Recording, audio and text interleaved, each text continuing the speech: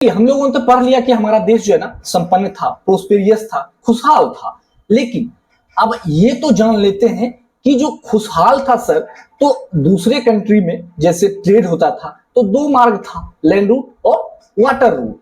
तो सर क्या भारत सभी कंट्रियों को जोड़ता था? बिल्कुल। एशिया हो, यूरोप हो या अफ्रीका हो, इस सबको जो है ना भारत जोड़ती थी, लैंड रूट से भी और वाटर रूट से भी।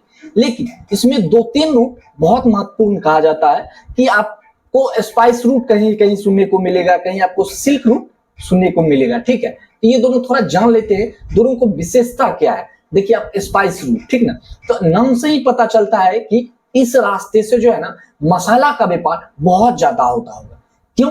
क्योंकि देखिए स्पाइस रूट नाम में ही है, तो इसीलिए इसको स्पाइस रूट कहा गया। देखिए इस रूट से हर एक वस्तु का आदान प्रदान किया जाता था एक कंट्री से दूसरे कंट्री में, लेकिन मसाला का जो है ना व्यापार इस रूट से काफी ज्यादा होता था, इसीलिए इसको स्पाइस रूट नाम रखा गया। और दूसरा रूट जो है सिल्क रूट, उससे रेशम का जो है ना व्यापार ज्यादा होता था। ठीक है, रेशम से कपड़े बनते हैं, आप लोग जानते होंगे।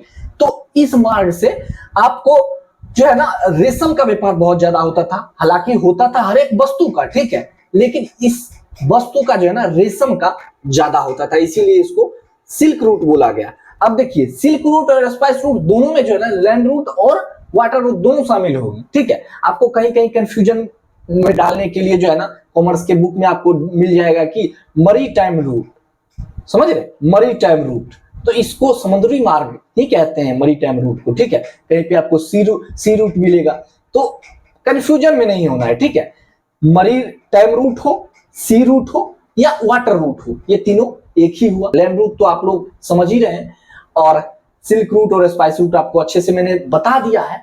तो आपको इससे ये पता चल गया होगा कि फॉरेन कंट्री में, ठीक है, जो हमारे इंडिया से सामान जाते थे या फॉरेन कंट्री से हमारे इंडिया में सामान आते थे, इसका आदान प्रदान जो है बहुत ज्यादा होता था, मतलब ट्रेड बहुत ज्यादा होता था। ठीक है,